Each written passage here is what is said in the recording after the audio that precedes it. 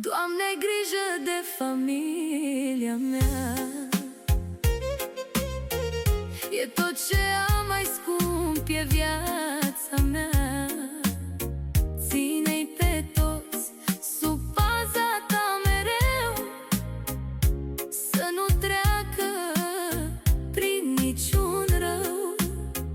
Ești scutul nostru și alinarea, în tine ne e toată salvarea.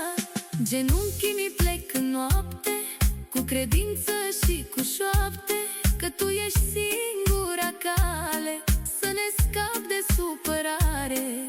Privesc spre cer cu speranță, Tu ne dai la toți siguranță. Am muncit și